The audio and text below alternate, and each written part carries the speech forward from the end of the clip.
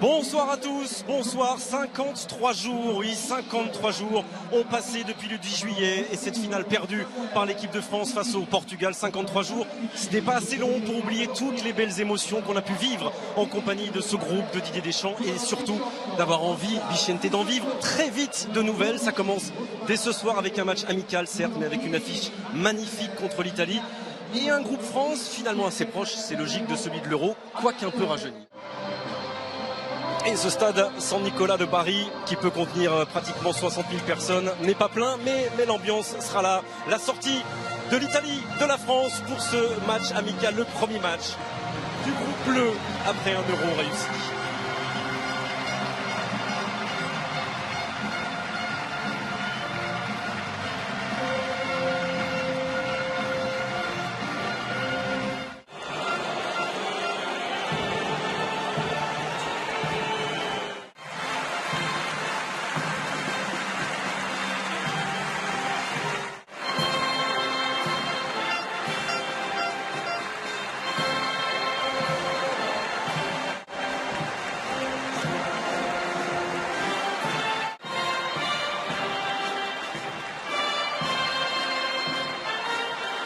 C'est tout le stade San Nicolas justement qui a applaudi pendant toute la Marseillaise.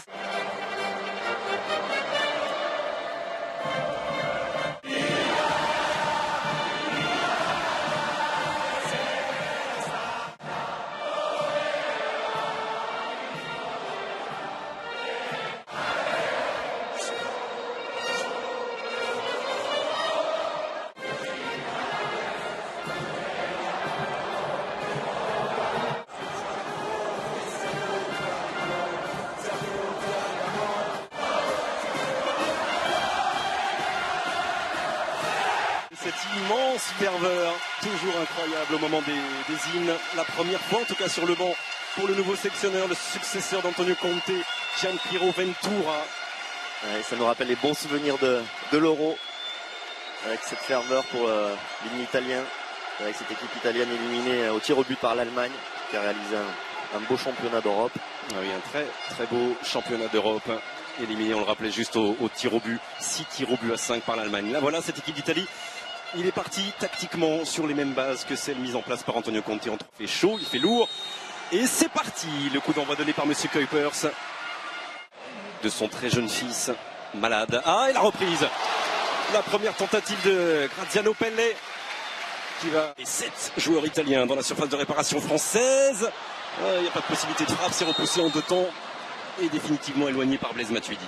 Défenseur parisien Vicente, cette qualité de centre qui est l'un de ses points forts. Là aussi, Pelé avec Eder pour un centre, contré par le bon retour de N'Golo Kanté. Pogba. Ouais, il est bon ce ballon. Allez, en jeu. Anthony Martial, retour de Barzali. Oh, il a été froid comme un buteur sur ce geste. Anthony Martial, le joueur de Manchester United, enfin le premier but pour lui en équipe de France. Et quel but et dans quel match face à l'immense Gigi Buffon. Les Bleus mènent 1-0. Anthony Martial. Et oui, sur une erreur défensive de l'Italie. C'est rare, c'est assez rare pour le dire. Concentré bien sûr dans les secondes qui suivent un but. La preuve, Pelé un tout petit peu court sur ce nouveau centre. Une qualité de changement de rythme, d'accélération avec Pelé qui doit se retourner, qui parvient et qui frappe. Là aussi, premier poteau, là aussi pas de possibilité d'intervenir pour Steve Mandanda. Graziano Pelé, quelques minutes après l'ouverture du score d'Anthony Martial égalise. Pour la squadra azzurra. Magnifique aussi ce but italien avec ce débordement d'Eder, la vitesse d'Eder, là c'était face à N'Golo Kanté. On revoit le débordement d'Eder, regardez la façon. Gauche à gauche. Martial face à Barzali. Et la montée. Sidibé, la tête de Kurzawa. Ouais. Pas de hors-jeu et Olivier Giroud qui vient doubler la mise pour les Bleus, redonner l'avantage à l'équipe de France. Déjà 3 buts dans cette première période, beaucoup d'efficacité offensive et il n'avait rien fait jusqu'ici, le joueur d'Arsenal, mais là il est efficace sur sa première touche dans les 6 mètres ou presque. Et les Bleus mènent 2-1. Et là aussi, comme pour Pelé, un vrai beau geste d'attaquant. Sur le placement des uns et des autres, sur ce corner à venir, et cette tête de De Rossi. Alors, rien dit Monsieur Kuipers, main demande les Italiens. On va voir, on va attendre quelques secondes. Là, ça peut être un bon test. Avec le maillot bleu, Eder et Raphaël Varane qui accompagne et qui protège bien Steve Mandanda. Et surtout, il l'attendait, ce petit but, Anthony Martial. Et la frappe de De Rossi, non, il préfère encore une fois décaler avec Candreva. Et ça va fuir le cadre, défendu par Steve Mandanda. Ouais, c'était bien joué, très bien joué de la part des Italiens, là, avec De Rossi à un moment donné, on pensait qu'il allait... Ce sera au second poteau, il y a Martial qui remet ce ballon et Buffon qui se couche. Voilà, bon travail côté droit, le centre de Candreva. Et la nouvelle frappe de Bonaventura. Et le coup de sifflet de Monsieur Kuipers. Voilà, on va se quitter rapidement, mais avant, revoir très... Croisé parfaitement, cadré. Et Gigi Buffon n'aura rien pu faire et Gigi Buffon va assister là à la pause, à la première sélection. Regardez tous les coéquipiers de Gianluigi Donnarumma. Il n'a que de Giroud et Martial. Et l'entrée, le voilà en gros plan, d'André-Pierre Gignac et de Dimitri Payet, juste derrière lui. Voilà, deux changements qui vont concerner le trio offensif de l'équipe de France. Paul Pogba toujours là. À peine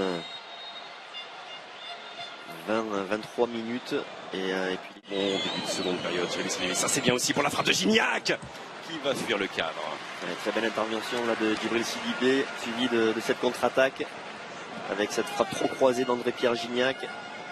Le Mexicain. Bonaventura. Et pourquoi pas? Parce qu'on n'a pas beaucoup vu de tentatives lointaines depuis le... Défensivement. C'est perdu par Montolivo. Griezmann qui tente le lob. Ouais. Optimiste? Oui, parce que... 1m96.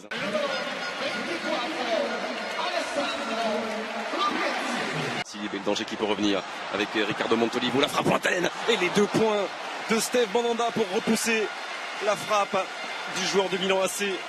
Ouais, super frappe. Resté français, Dimitri Payet qui évite le retour et une frappe captée en 2 temps par Donnarumma. Ouais, il avait 2 options, Dimitri Payet, il pouvait donner ce ballon sur le côté droit, vous voyez là sur Antoine Griezmann, il a préféré... Et on ne souhaite évidemment pas de blessure à Steve Mandanda qui est là pour se coucher. Le meilleur joueur de la finale, on peut le dire. Face au Portugal. Il a réalisé un bel euro et surtout cette finale, il a été vraiment phénoménal. Le meilleur joueur de l'euro. Et Ousmane Dembélé, nouvelle génération là, de talent, diamant brut. Avec Graziano Pelle qui était venu couper au premier poteau.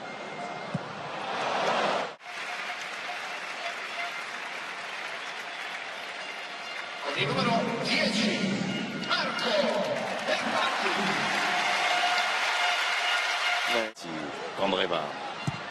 Bon centre, c'était pour Graziano Pelle et juste devant Koscielny gêne assez et suffisamment l'attaquant italien. Et encore Candreva, regardez la qualité de son centre.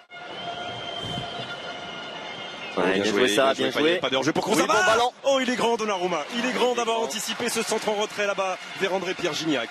Quelle intervention. Il est grand mais il a surtout... Toujours le travail sur la latéralité. Florenzi est passé. Et ce geste le beau contrôle là, de Florenzi. On centre de Kurzawa récupéré par Paul Pogba qui va travailler dans la phase de réparation. Bon ballon, encore par le hors-jeu. Kurzawa le centre. Bien joué. Et ça fait 3. Ça fait 3 pour l'équipe de France. Ce ballon qui va au fond avec le centre fort de Layvin Kurzawa.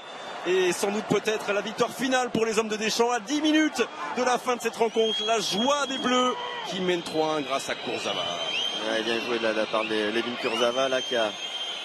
On imaginait qu'il allait faire un centre en retrait et je pense que gardien. Alors Paul Pogba face au mur italien et face à Gianluigi Donnarumma. Oh, c'est passé Donnarumma qui se détend bien. Est-ce que c'est passé sur le côté du mur ou c'est passé entre? Oui, c'est passé dans le mur. Ça c'est... Et le coup de sifflet de Monsieur Kuipers. C'est terminé avec cette victoire 3-1 ce soir de l'équipe de France en Italie. Que ça fait du bien de retrouver la victoire 53 jours après cette défaite en finale face au Portugal. C'était la meilleure façon de préparer le match face à la Biélorussie. Match de prestige contre une Italie qui avait été vraiment excellente pendant l'Euro. C'était pas si simple avec les problèmes de préparation physique des uns et des autres, les problèmes de transfert des uns et des autres. Et même si c'est pas une prestation aboutie, il y a eu des beaux gestes, des beaux buts, une attaque française assez performante. Et puis le retour de Raphaël Varane, tranchant, ça c'est une bonne nouvelle pour l'équipe de France. Et puis le retour de Paul Pogba avec ses copains de la Juve, et comme Chiellini, il les a quittés pour partir à Manchester United. On va attendre quelques secondes, bien sûr, rester sur cette pelouse de San Nicolas à Bari pour écouter les réactions françaises, écouter la réaction de Didier Deschamps dans quelques secondes.